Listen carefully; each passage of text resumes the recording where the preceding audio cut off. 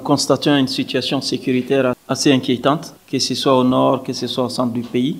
Nous pensons qu'il y a urgence pour la personne qui serait le président de la République au mois de septembre prochain d'essayer de faire face à ces défis sécuritaires. Nous pensons que l'accord de paix d'Alger qui a été signé entre les mouvements armés et l'État du Mali doit être effectivement mis en œuvre. Pour ce qui concerne le centre, nous pensons que nous pouvons initier une forme de dialogue national qui doit permettre à toutes les communautés dans ces régions, à toutes les ethnies et à l'ensemble de la population malienne de s'asseoir, de discuter, de constater les problèmes et ensemble d'envisager de trouver des solutions équitables pour toutes les communautés.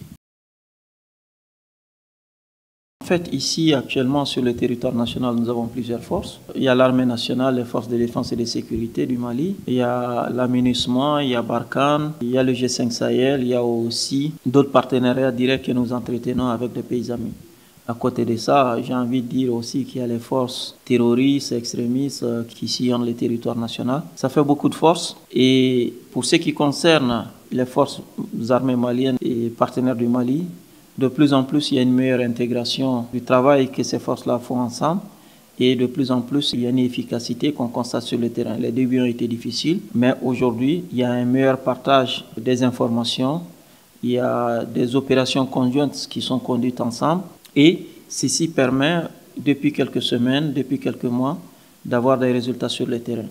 Mais ce qu'il ne faut pas oublier est que l'objectif ultime de tout ça, c'est d'avoir une armée nationale, des forces de défense et de sécurité nationales qui peut permettre d'assurer la défense de l'intégrité territoriale, la protection des biens et des personnes sur l'ensemble du territoire national. Nous traversons une période difficile où nous avons besoin de coopération et de présence de forces étrangères sur le territoire national.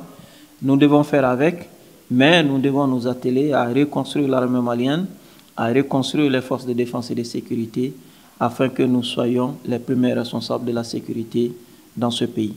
Mais ce qu'il ne faut pas oublier, quel que soit ce que nous allons avoir comme force de défense et de sécurité, il faut que nous soyons prêts à travailler avec les pays voisins parce que nous partageons certains problèmes de sécurité avec ces pays amis et ces pays voisins. Nous devons donc ensemble trouver des solutions à ces problèmes communs.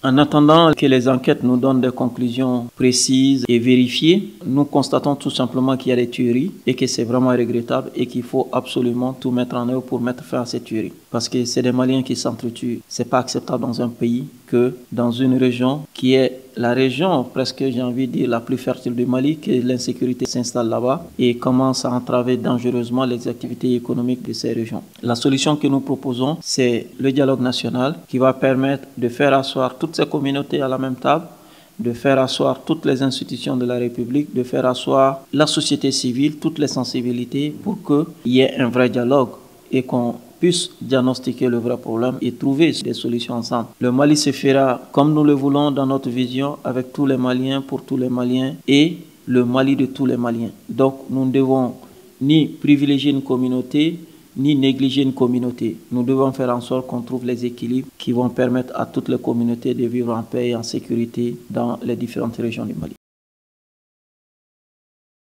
Le Mali est un pays avec une économie basée essentiellement sur l'agriculture, l'élevage, la pêche. Nous ferons en sorte que le paysan puisse vivre de sa production, que l'éleveur puisse vivre de sa production, que le pêcheur, tous les petits métiers qui aujourd'hui produisent mais ne bénéficient pas ou ne profitent pas de cette création de richesse dans le pays, puissent profiter de cette création de richesse en ce sens que l'État doit redistribuer une partie de la richesse qui est créée à ses producteurs, mais aussi mettre en place un système de couverture sociale qui garantit à ses producteurs l'accès à l'éducation pour les enfants, l'accès aux soins de santé, l'accès à un minimum de services indispensables pour permettre à ces producteurs de se sentir à l'aise, de se sentir appartenir à une communauté nationale qui les protège. Ce que nous voyons, c'est que le paysan, chaque année, il produit, mais chaque année, il devient de plus en plus pauvre. Mais de manière plus générale, pour créer de la richesse à l'intérieur du pays, un des chantiers premiers, ce sera la lutte contre la corruption. Parce qu'aujourd'hui, c'est la corruption qui fait que la destination Mali n'est pas une destination sûre. En luttant efficacement contre la corruption,